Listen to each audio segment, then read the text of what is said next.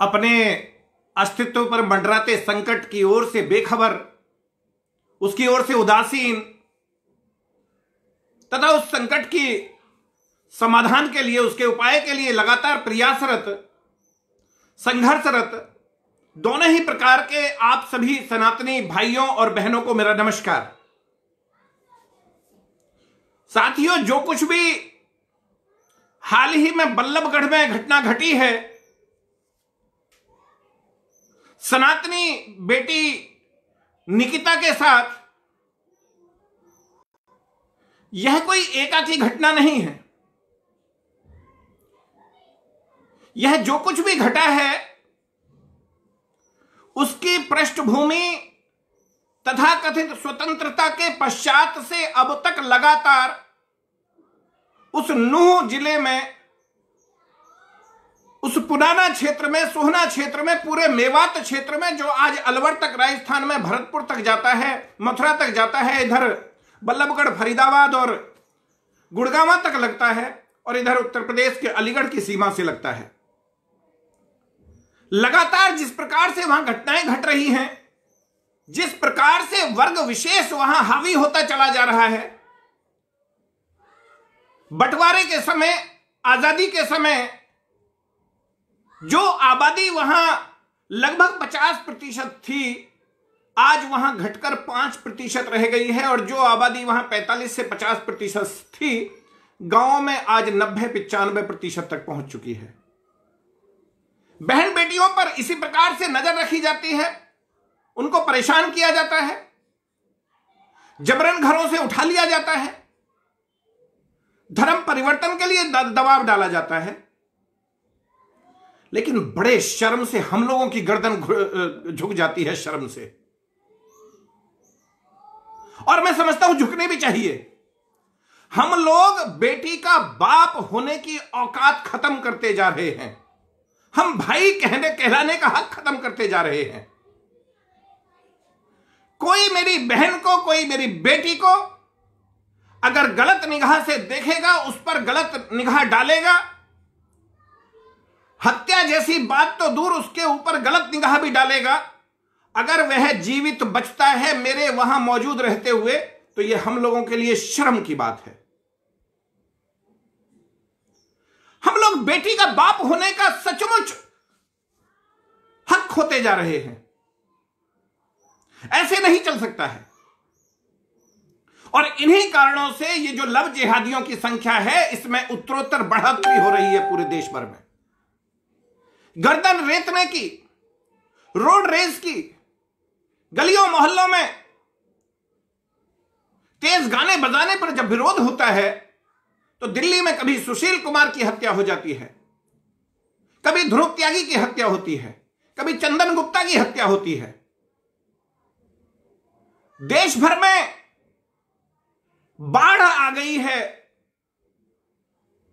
जिस प्रकार से बहन बेटियों पर नजर है, जिस तरह से लव जिहाद अपने विभत्सतम रूप में इस समय सामने है, इसमें ऐसा करने वालों के साथ साथ हम लोगों के ऊपर भी प्रश्न चिन्ह उठते हैं। आखिर हम लोग क्या कर रहे हैं? क्रोध को पाप का बाप बताने वाले लोगों को भी यह मानना पड़ेगा कि क्रोध कहीं कहीं आवश्यक भी होता है। अगर मेरी छोड़िए, किसी की भी बहन या बेटी के ऊपर, उसकी इज्जत के ऊपर किसी प्रकार का हमला होता है, तो दुनिया का कोई संविधान इस बात से नहीं रोकता कि आप ऐसे बलात्कारी को, आप ऐसे अत्याचारी को, आप ऐसे अपराधी को वहीं की वहीं उसका सर कलम कर दे, उसे जहन्नुम में पहुंचा दे। ये बिल्कुल कोई दुनिया का, विश्व का कोई भी कानून आपको इस बात से नहीं रोकेगा। लेकिन हम लोग ऐसा नहीं कर रहे हैं। पूरे देश भर में हमारे साथ ये घटनाएं होती हैं। सनातनी लोग नई दूसरी घटना का कुछ दिन मातम मनाते हैं, कुछ दिन घरों पर जाते हैं, मातम कुर्सी करते हैं, कैंडल लेकर जलाते हैं। संविधान में आस्था होना बिल्कुल गलत नहीं है, लेकिन हमारे आंखों के सामने जो कुछ घट रहा है, अगर हम उस पर प्रतिकार नहीं करेंगे, तो फिर ऐसी घटनाएं निश्चित रूप से स्वाभाविक हैं और होती रहेंगी। एक मोहल्ले में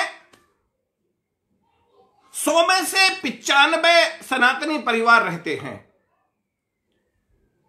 फिर भी वहां 5 अन्य मत पंथों के लोग वहां रह सकते हैं, उनको कोई समस्या नहीं होती। लेकिन जहां मात्र 25 से 30% अन्य मतावलंबी वहां हो जाते हैं,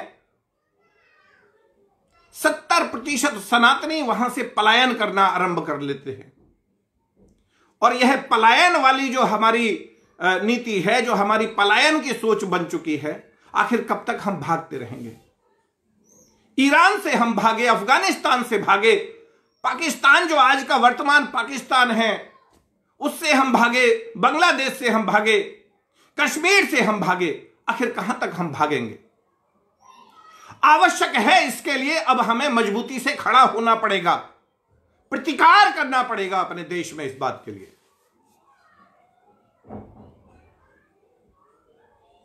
कुछ विशेष मानसिकता अगर यह सोचती है अपनी एकजुटता के दम पर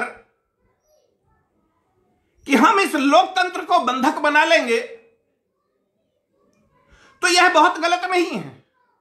लोकतंत्र में वोट को एक हथियार के रूप में इस्तेमाल करने की प्रवृत्ति पाई जाती है।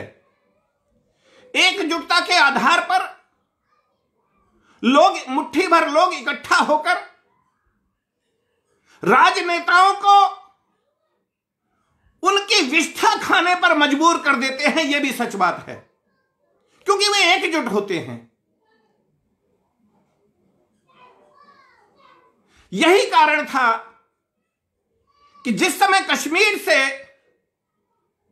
लाखों की संख्या में 5 लाख से ऊपर कश्मीरी सनातनी जब वहां से प्रताड़ित कर मारपीट कर बलात्कृत कर वहां से भगाए गए और अपने ही देश में शरणार्थी हो गए, तो इस देश में किसी राजनेता की आंख नहीं खुली, किसी ने कोई प्रतिकार नहीं किया,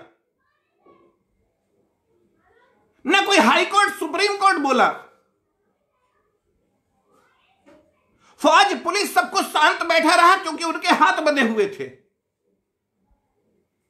हम लोग एकत्रित नहीं होते, हम लोग जातियों में विभक्त होते हैं। हम लोग गुर्जर, जाट, राजपूत, वैश्य, सैनी, खत्री, प्रजापति, जाटव, वाल्मीकि, मल्लाह, कुर्मी, यादव, हम सब कुछ होते हैं, लेकिन हम लोग हिंदू नहीं होते। और हिंदू ना होने का, एकजुट ना होने का परिणाम आज देखने को मिल रहा है। सिकुड़ते सिकुड़ते सिकुड़ते सिकुड़ते आज हम मुट्ठी भर एक भारत के ये भूभाग, जो दुनिया का, विश्व का 2.4% भूभाग है, हम वहीं तक सीमित रह गए हैं।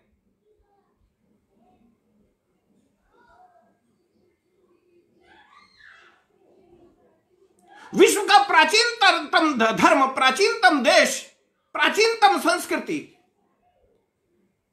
अपने आपस की फूट के कारण अलग अलग क्षेत्रों में अलग अलग समय पर लगभग 1200 वर्ष गुलाम रही। और किन लोगों से गुलाम रही? जिनका अस्तित्व ही बहुत नया था।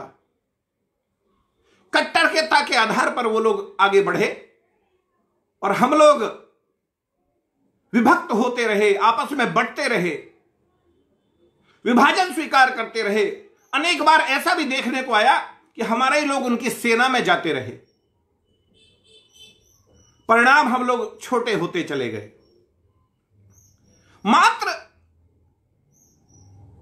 24% आबादी ने अपनी एकजुटता के दम पर, हमारी उदासीनता के दम पर, हमारी अकर्मण्यता के दम पर, हमारे आपस में विभक्त होने के कारण, विभाजित होने के कारण, हमारे एक सूत्र में न बंधे होने के कारण 1947 में 1946 से 1947 तक 1 वर्ष के अंदर भारत को धर्म के आधार पर विभाजित कर दिया।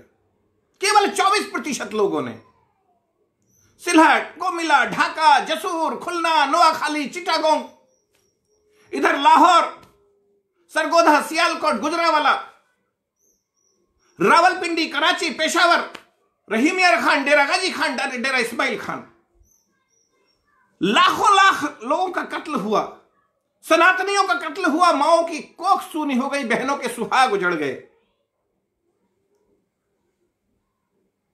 भारत टूट गया, भारत माता के सीने पर आरा चला, भारत का विभाजन हुआ और तब यह वर्तमान स्वरूप में यह भारत मिला। हम लोग लिबरल रहे, हम लोग उदार रहे, देश को तोड़ देने वाले लोग, देश का विभाजन करने वाले लोग, उनकी संतानें भारत में बस गईं, हमने उनको बराबरी का अधिकार दिया, हमारी इससे कोई विरोध नहीं है। लेकिन जो लोग यहां रह गए, देश तोड़ने वालों के साथ खड़े होने वाले लोग जो वहीं यहां रह गए,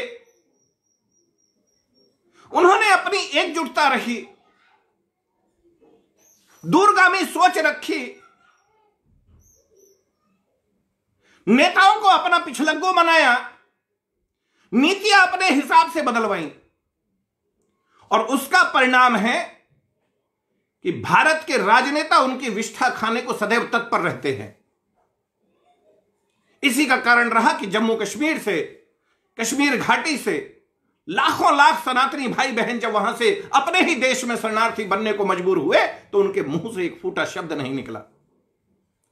आज कश्मीर घाटी से लेकर पंजाब के मलेरकोटला से लेके हरियाणा के मेवात क्षेत्र से लेके उत्तर प्रदेश के पश्चिम उत्तर प्रदेश से सुदूर उधर आजमगढ़ तक, बिहार में अररिया और किशनगंज से लेके आगे धुबरी बरपेटा आसाम में, पश्चिम बंगाल के अधिकांश जिलों में ये हालात हैं, मालदा से लेके नीचे तक, पूरा तेलंगाना, महाराष्ट्र के हालात, केरल के हालात खराब हैं, कोई कहने को तैयार नहीं है कुछ।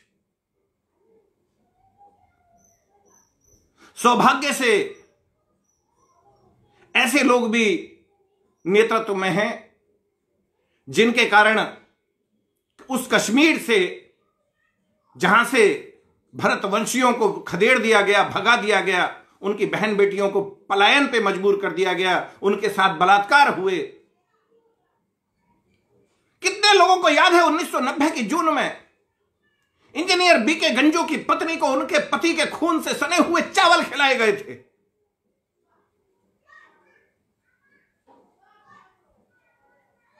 बावजूद उसके कोई नहीं बोला।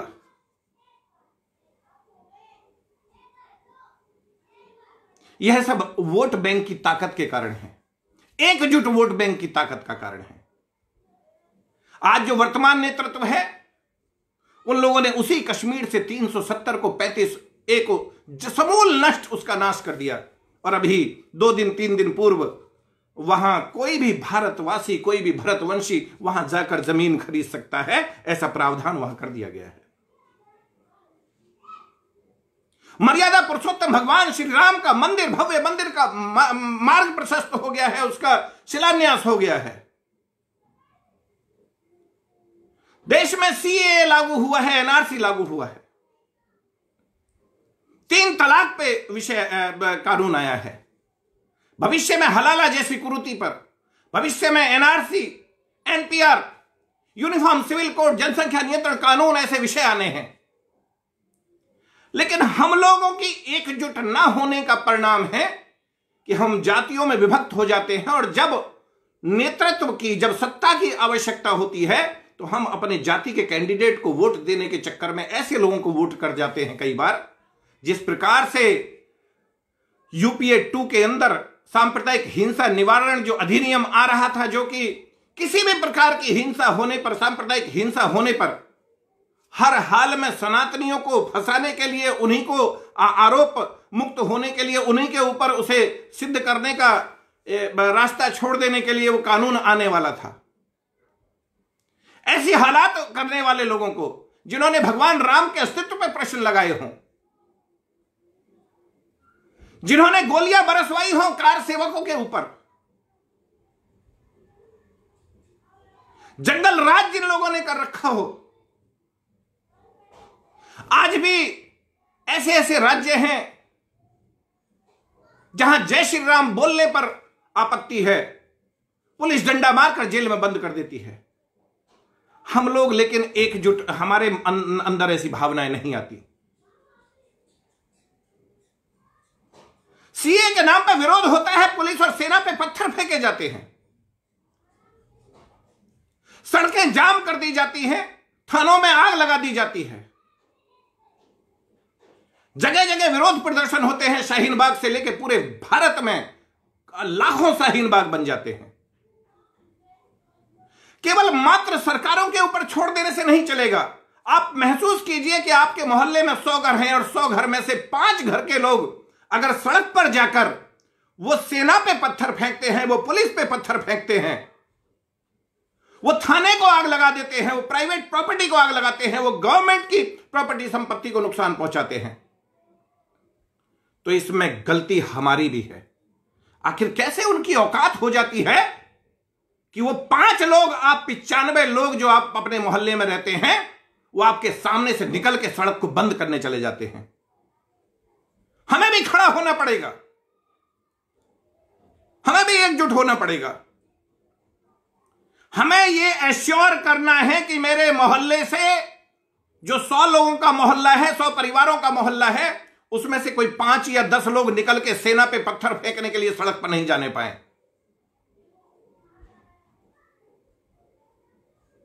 यह नहीं चल सकता। बड़ी अजीब स्थिति देश में हो गई है। आप वंदे मातरम बोलेंगे, देश में वंदे मातरम बोला जाएगा, आप उसे हराम कहेंगे। आप फ्रांस का समर्थन करेंगे तो कुछ लोग कहेंगे हमें तुर्की का समर्थन करना है। आप अमेरिका के साथ, पूरा देश अमेरिका के साथ खड़ा होगा, कुछ लोगों को चीन के, पाकिस्तान के साथ खड़ा होना है। कुछ लोग जनसंख्या नियंत्रण कानून की बात करेंगे, देश में जनसंख्या नियंत्रण कानून की मांग को लेकर एक बात चलेगी। भारत के प्रधानमंत्री लाल किले की प्राचीर से इस विषय पर बात करेंगे। राष्ट्रीय स्वयंसेवक संघ के सरसंघ चालक मोहन भागवत जी जनवरी माह में जनसंख्या नियंत्रण कानून की आवश्यकता पर कुछ बात करेंगे, तो कोई ओवैसी, कोई बदरुद्दीन अजनवल, कोई सांसद, कोई इसके लिए कहेगा कि नहीं, ये हमारी मर्जी है, हम कितने बच्चे पैदा करें, ये मेरी मर्जी है, मैं कितने बच्चे पैदा करूंगा। ये किसने कह दिया ये मेरी मर्जी है? देश संविधान से चलेगा। देश के संसाधन सीमित हैं।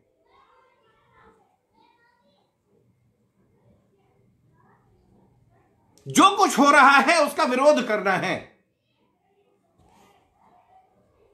फ्रांस में आतंकवादी घटनाएं होती हैं, फ्रांस का राष्ट्रपति एक स्टैंड लेता है, आप वहां लोगों की गर्दन रेत रहे हैं, मानवता के हत्यारे हैं।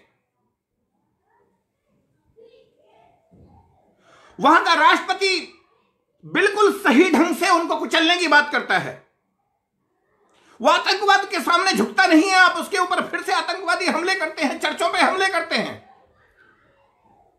भारत की सरकार, भारत का प्रधानमंत्री अगर फ्रांस का समर्थन करता है तो देश में, भोपाल के अंदर 10,000 लोग इकट्ठा हो जाते हैं, मुंबई के इतना प्रदर्शन होता है। म्यांमार में रोहिंग्या जो उनकी बदमाशी के कारण वहां से उन्हें खदेड़ दिया जाता है, भगा दिया जाता है, आप उनके नाम पे आजाद मैदान को बंधक बना लेते हैं।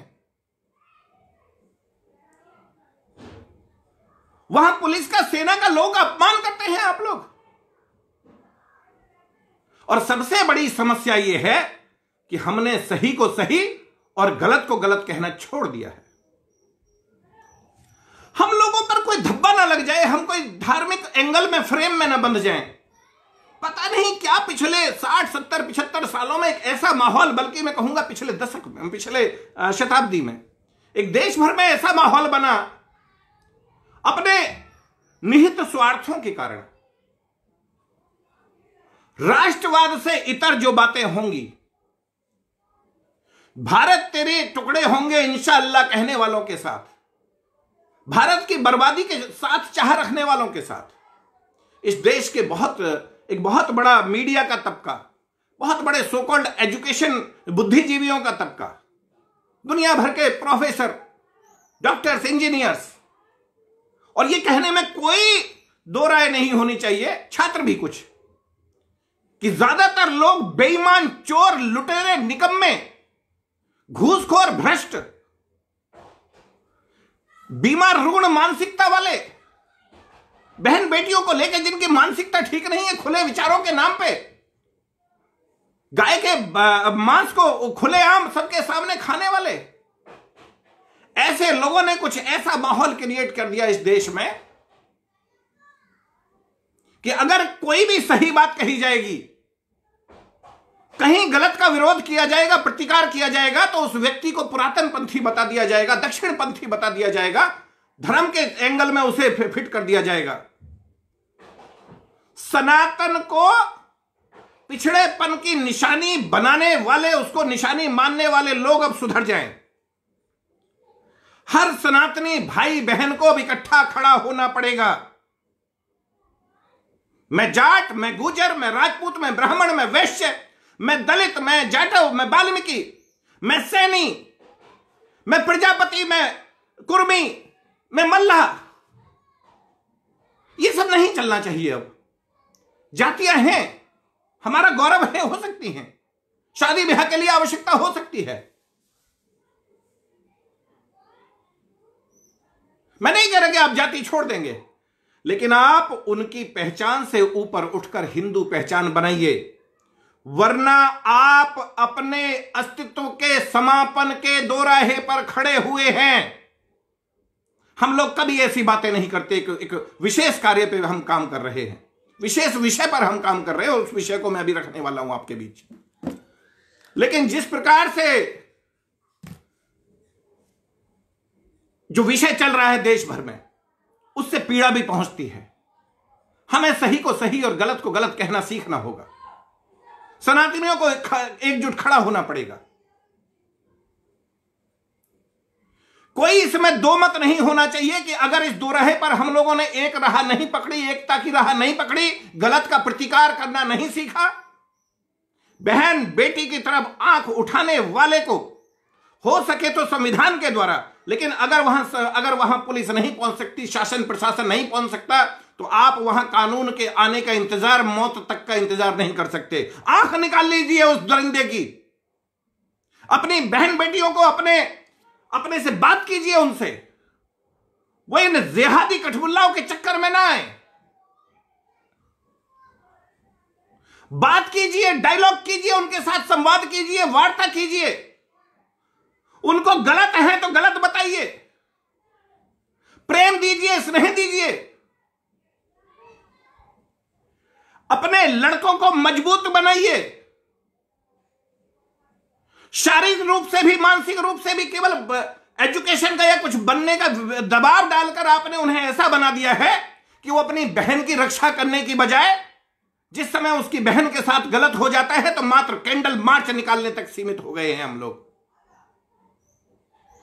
कैंडल मार्च निकालना हमारी नियति नहीं होनी चाहिए। हम उसके बाद मुआवजा मांगेंगे, हम लोग वो नहीं हैं। हम लाश को चौराहे पे रखकर अपनी बहन बेटी की हम मुआवजे नहीं मांग सकते। अगर कोई व्यक्ति हमारी बहन बेटी की ओर आंख निकाले तो उसकी आंख निकाल ली जाए, हमें यह बनना पड़ेगा। यह सनातन धर्म में है, यह भारत के संविधान में भी है। और बहन बेटी मेरी और आपकी नहीं होती, बहन बेटी किसी की भी हो सकती है। किसी भी बहन बेटी की ओर आंख उठाने वाले दरिंदे की आंख निकाल ली जाए, यह आवश्यक है।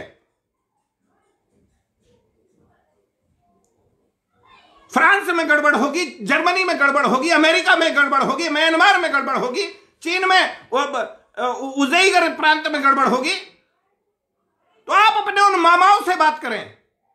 आप भारत में, भोपाल में बदमाशी नहीं कर सकते, आप शाहीन बाग को बंधक नहीं बना सकते, आप आजाद मैदान में बदमाशी नहीं कर सकते, आप इकबाल मैदान में बदमाशी नहीं कर सकते।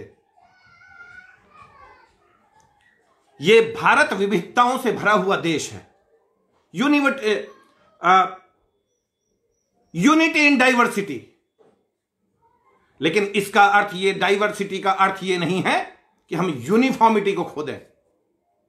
भारत में सभी सनातनी एकजुट हो जाएं और देश में संविधान को ऐसा, उसमें कोई संशोधन जो आवश्यक है उसे करवाएं। भारत की सरकार ऐसा निश्चित रूप से करेगी कि सभी प्रकार के कानून यूनिफॉर्मली समान रूप से समान आचार संहिता के तहत लागू हो, यह आवश्यक है। देश लंबे समय गुलाम रहा है, देश सनातनी है, इसमें किसी को शक नहीं होना चाहिए। हमारे पूर्वज भगवान मर्यादा पुरुषोत्तम भगवान श्री राम हैं, भगवान कृष्ण हैं, भगवान महावीर हैं, भगवान गौतम बुद्ध हैं, भगवान वाल्मीकि हैं, संत रविदास हैं, बिरसा मुंडा हैं, गुरु गोविंद सिंह हैं, गुरु नानक देव हैं, महाराणा प्रताप हैं, भगत सिंह हैं, चंद्रशेखर आजाद हैं, भगवान परशुराम हैं, आचार्य चाणक्य हैं। ये देश हमारा है। हम मरेंगे तो इस देश के लिए, हम जिएंगे तो इस देश के लिए। इसकी सभी संतानें, इसकी माताएं हमारी माएं हैं, इसकी पुत्रियां सनातनी पुत्रियां हमारी पुत्रियां हैं, सनातनी बहनें हमारी सनातनी बहनें हैं। हम सब भारत मां के वंशज हैं, हम उनके पुत्र हैं। हम सब एकजुट हो जाएं, ये मेरी आप सभी से विनती है। भारत में जिस प्रकार से माहौल चल रहा है, मैं जब गांव गांव जाता हूं, पूरा हमारा संगठन गांव गांव जाता है, सभी भाई बहन जिस प्रकार से देश भर में जाते हैं, महसूस होता है देश भर में सनातनियों ने 2 संतान छोड़िए 1 संतान की ओर चल पड़े हैं।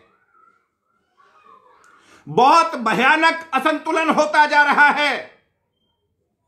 कुछ लोगों ने 8-8, 10-10, 12-12 बच्चे पैदा करना जारी रखा हुआ है, उनके दिमाग में भूसा भरा हुआ है।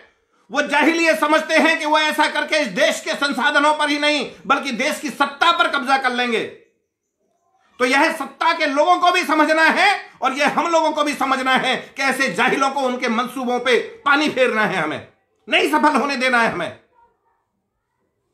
मैं किसी धर्म विशेष की बात नहीं कर रहा हूं, मैं ऐसे जाहिलों की बात कर रहा हूं जो जाहिल इस देश पर कब्जा करना चाहते हैं, इस देश के संसाधनों पर, इस देश की सत्ता पर, अधिक बच्चे पैदा करके देश में जनसंख्या नियंत्रण कानून बने और वो सभी नागरिकों पर जाति, धर्म, क्षेत्र, भाषा से ऊपर उठते हुए सभी के ऊपर समान रूप से लागू हो। इस विषय में जनसंख्या समाधान फाउंडेशन पिछले 7 वर्षों से लगातार काम कर रहा है। अनेक रैलियां हुई हैं, अनेक बार धरने, प्रदर्शन, सभाएं हुई हैं, बड़ी बड़ी कानून की पदयात्राएं हुई हैं कानून की मांग को लेकर। अखिल भारतीय प्रवास रहा। 22 दिसंबर राजस्थान के जयपुर से आरंभ होकर, जयपुर से लेके झुंझुनू से लेके राजस्थान, हरियाणा, उत्तराखंड, उत्तर प्रदेश, मध्य प्रदेश, बिहार, झारखंड, उड़ीसा, पश्चिम बंगाल और फिर लॉकडाउन के कारण वापस घरों को लौटना पड़ा। देश के अन्य हिस्सों में फिर से जाना है। देश में जनसंख्या नियंत्रण कानून बने, इसके लिए जनसंख्या समाधान फाउंडेशन लगातार प्रयासरत है। मैं इस फेसबुक लाइव के माध्यम से समस्त भारत के सभी सनातनियों को, और जब मैं सनातनी कहता हूं तो मैं समस्त भारतवंशियों को मैं कहता हूं, इसमें कोई इसका अर्थ गलत ना निकाला जाए। समस्त सनातनियों को एकजुट होकर इस कानून की मांग को करना चाहिए। और इसी विषय में 13 नवंबर छोटी दीपावली के दिन दोपहर ठीक 12 बजे जनसंख्या नियंत्रण कानून की मांग को लेकर राष्ट्रीय ध्वज को प्रणाम किया जाएगा। देश भर के 710 जिलों में से अधिकांश जिलों में ये कार्यक्रम होंगे। कुछ जिले ऐसे हैं जहां, जैसे उत्तर प्रदेश के अमरोहा, मेरठ, बुलंदशहर, अलीगढ़, बिजनौर, सहारनपुर, मुजफ्फरनगर, बागपत, संभल, शामली ऐसे जिले हैं जिनमें एक जिले में 400-400, 500-500 स्थानों पर कार्यक्रम होंगे। सभी सनातनी भाई इकट्ठा होकर कार्यक्रम कर रहे हैं। मुझे ध्यान में आता है कि उत्तर प्रदेश के गाजियाबाद जनपद के केवल महानगर और जिले में से जो हमारी मातृशक्ति है, मातृमंडल है, हमारी बहनों हैं, उन्होंने तय किया है केवल गाजियाबाद अकेले शहर में से 100 से अधिक स्थानों पर यह शपथ ग्रहण कार्यक्रम होना है। राष्ट्रीय ध्वज को प्रणाम करना है। जनसंख्या नियंत्रण कानून की मांग को लेकर 13 तारीख को ही एक प्रतिज्ञा लेनी है कि हम जनसंख्या नियंत्रण कानून बनवाएंगे। तब तक जब तक ये कानून नहीं बन जाता, हम चैन से नहीं बैठेंगे।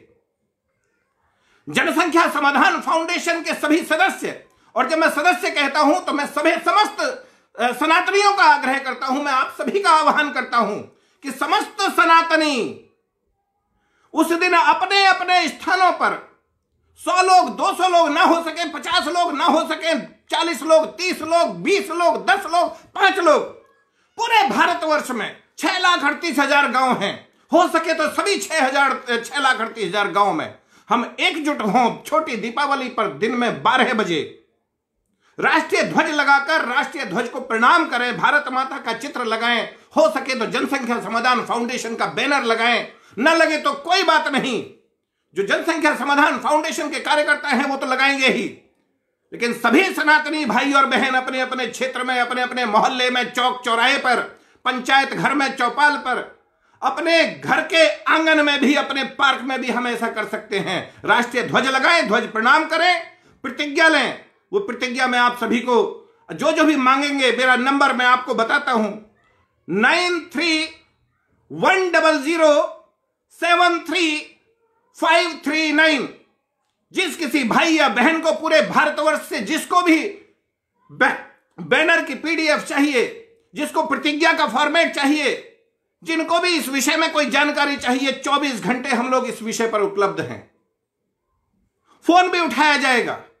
जितने भाई बहन इस पर पहले से ही जेएसएफ के सभी भाई बहन काम कर रहे हैं, जितने प्रदेश अध्यक्ष, युवा के प्रदेश अध्यक्ष, जितने उनके जिलाध्यक्ष हैं, चाहे मैं हिमाचल प्रदेश के रोहित राणा जी की बात करूं, चाहे वहां की मातृशक्ति जो वहां की बहन है निरुपमा शर्मा जी हैं, चाहे वो पंजाब में भाई वीरेंद्र जैन जी हैं, राजस्थान में नारायण राम जी हैं, हरियाणा में सुरेंद्र जी हैं, सुरेंद्र यादव जी हैं, चाहे राम रतन जी हैं, पंजाब में बाधवा जी भी हैं, दिल्ली में गब्बर सिंह चौहान जी, सुनील शर्मा जी के साथ साथ उत्तर प्रदेश में गजेंद्र सिंह नीलकंठ जी, युवा के नवीन जी, उसके साथ उत्तराखंड में चाहे वो गजेंद्र प्रजापति हो, चाहे वो रविंद्र गुर्जर जी हो, चाहे वो उत्तर बिहार में राजू झा जी हो, चाहे वो कुंदन शर्मा जी दक्षिण में हो, दक्षिण बिहार में हो, चाहे वो झारखंड में हमारे भाई निशिकांत चौहान जी हो, और चाहे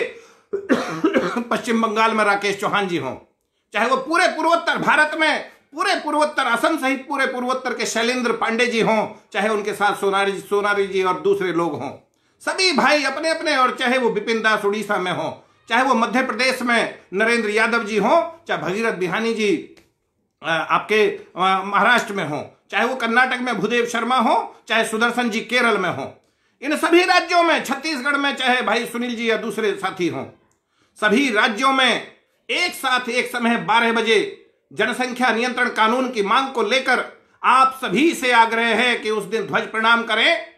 ध्वज प्रणाम के साथ साथ शपथ प्रतिज्ञा लें, और जितने भाई उसमें आए उन सभी का फोटो खींचे, व्हाट्सएप करें, सभी के नाम, नंबर, मोबाइल नंबर और अपना निवास पता जरूर लिखें, किस गांव के हैं, किस गली मोहल्ले के हैं, किस शहर कस्बे के हैं, किस जिले के हैं, किस राज्य के हैं। हस्ताक्षर करें, देश भर के लाखों लाख लोग हस्ताक्षर करें उस दिन, उन्हें हमें भेजें व्हाट्सएप के माध्यम से। लक्ष्य है कि 1 करोड़ हस्ताक्षर भारत के प्रधानमंत्री जी के नाम भेजे जाएंगे। जनसंख्या समाधान फाउंडेशन के जो हमारे मुख्य संरक्षक हैं, राष्ट्रीय स्वयंसेवक संघ के राष्ट्रीय कार्यकारिणी सदस्य माननीय इंद्रेश जी भाई साहब, और भी जितने साथी हैं, जितने भाई हैं, जितने हमारे मार्गदर्शक हैं, सभी मिलकर एक साथ ये आह्वान करेंगे भारत के प्रधानमंत्री जी से, ये सभी हस्ताक्षर वहां पहुंचेंगे। मैं पुनः आप सभी से आपसे सभी से हाथ जोड़कर निवेदन करूंगा, जब हम इकट्ठा होते हैं, हम सनातनी किसी विषय को मांग कोई करते हैं उस पर, तो हम सभी को एकत्रित होना आवश्यक होता है, यूनाइट होना आवश्यक होता है। संघे शक्ति कलयुगे, कलयुग में संघ ही शक्ति है, एकजुट ही होना ही शक्ति है। एकजुट हो, इकट्ठा हो, मांग करें सरकार से। 13 नवंबर छोटी दीपावली, वैसे कुछ ऐसी व्यवस्थाएं हैं शायद इस बार कि उस दिन धनतेरस भी होने की संभावना है। 13 नवंबर दोपहर 12 बजे सभी लोग ध्वज प्रणाम करें, राष्ट्रीय ध्वज प्रणाम करें, प्रतिज्ञा लें, अपने नाम नंबर लिखें, उन्हें व्हाट्सएप करें, वो सभी प्रधानमंत्री जी को भेजे जाएंगे। उनको पूरे भारतवर्ष को यह समझ में आना चाहिए कि सभी सनातनी एक साथ खड़े हो गए हैं। अब नहीं चलने देंगे ये देश पे कब्जा करने की नीयत से बच्चे अधिक पैदा करने वाली नीति को। देश में जनसंख्या नियंत्रण कानून बनेगा और वो सभी नागरिकों पर समान रूप से लागू होगा, और जो कोई नागरिक उस कानून को नहीं मानेगा उनकी सभी सरकारी सुविधाएं समाप्त होगी, सरकारी सब्सिडी समाप्त होगी, और उसके साथ साथ उनका वोट डालने का अधिकार समाप्त होगा। और फिर भी अगर ना माने और चौथे बच्चे की ओर जाते हैं तो उनको दंपत्ति को उठा के जेल में बंद कर दिया जाएगा। भारतवर्ष कोई सराय नहीं है, जब मर्जी आए उसे तोड़ दिया जाए, जब मन में आया रहे ना रहे। जिसको लगे यहां के नियमों से, कायदे से, तरीके से रहना है तो रहे, वरना उनकी मर्जी के मुल्क पूरी दुनिया में खड़े हैं। फ्रांस में कुछ गलत नहीं हुआ है, यदि गलत हुआ है तो वही है कि वहां गला रेता जा रहा है। कोई भगवान श्री राम पर, कोई भगवान कृष्ण पर, कोई गौतम बुद्ध पर, महावीर पर, पैगंबर पर कोई भी प्रश्न उठाता है उसको जवाब दिया जा सकता है, लेकिन वो इतने कमजोर, हमारे ईश्वर जो भी हमारे अपने अपने ईश्वर हैं, वो इतने कमजोर नहीं हो सकते कि हमेशा वो खतरे में आ जाएं। अब ये सब बदमाशी, ये सब ड्रामा नहीं चलेगा। एकजुट होना पड़ेगा। घरों से निकले 13 तारीख को, आज ही प्रतिज्ञा लें कि हम उस दिन प्रतिज्ञा जरूर लेंगे और हम इसे आगे भेजेंगे। आप इस नंबर पे व्हाट्सएप करें, और जो पहले से ही जेएसएफ के सदस्य हैं वो अपने जिलाध्यक्षों को भेजेंगे, जिलाध्यक्ष प्रदेश अध्यक्ष को भेजेंगे अपने हस्ताक्षर से, और प्रदेश अध्यक्ष केंद्रीय टोली को भेजेंगे, और यहां से फिर प्रधानमंत्री जी को भेजे जाएंगे। आप सभी को पुनः अपनी बहन बेटियों की रक्षा के लिए खड़ा होने की, अपने आत्मसम्मान को सुरक्षित रखने की, अपनी आन बान शान को बचाए रखने की, अपने सभी भाइयों को एकजुट रखने की, हमें यह बताने की और हमें समझने की आवश्यकता है कि किस प्रकार से बांग्लादेश, जो उस समय पूर्वी पाकिस्तान था, जोगेंद्र नाथ मंडल वहां चले गए थे, उनको 2 साल के अंदर अंदर वहां से भागना पड़ा था। किस प्रकार से इन लोगों ने जम्मू कश्मीर के अंदर हमारे जो वाल्मीकि भाई बहनों को जब वहां 1956 में हड़ताल के बाद बुलाया था तो उन्होंने उनको वहां का नागरिक नहीं बनाया, उनको इसी काम के लिए रखा था और इसी कारण से पाकिस्तान में रखा था। और शायद ये बात कितने लोगों की जानकारी में है मुझे नहीं पता कि जितने लोग सीएए के द्वारा भारतवर्ष में जिन्होंने नागरिकता पाई है उनमें से अधिकतम लोग दलित वर्ग से हैं। मेरे भाई बहन वो दलित हैं जिन्होंने कि वो गलत कर्म, जिसे हम नीच कर्म कहने लग जाते हैं, वो कर्म करने तो स्वीकार किए लेकिन अपने आप को हिंदू बना के रखा। तो हमें ऐसे लोगों के पूर्वजों को याद करना चाहिए। आज हम सभी को अपने पूर्वजों को याद करना चाहिए कि यदि हम आज सनातनी बन के बैठे हैं तो हम उनके कारण बैठे हैं जिन्होंने तमाम अत्याचार सहे लेकिन अपने आप को सनातनी बना के रखा। तभी हम आज यहां अपने नाम के साथ बैठे हैं। आने वाली संतानों को हम ऐसा ही सनातन भारत देके जाएं, हिंदू राष्ट्र देकर जाएं। जय हिंद, जय श्री राम, धन्यवाद। 13 नवंबर।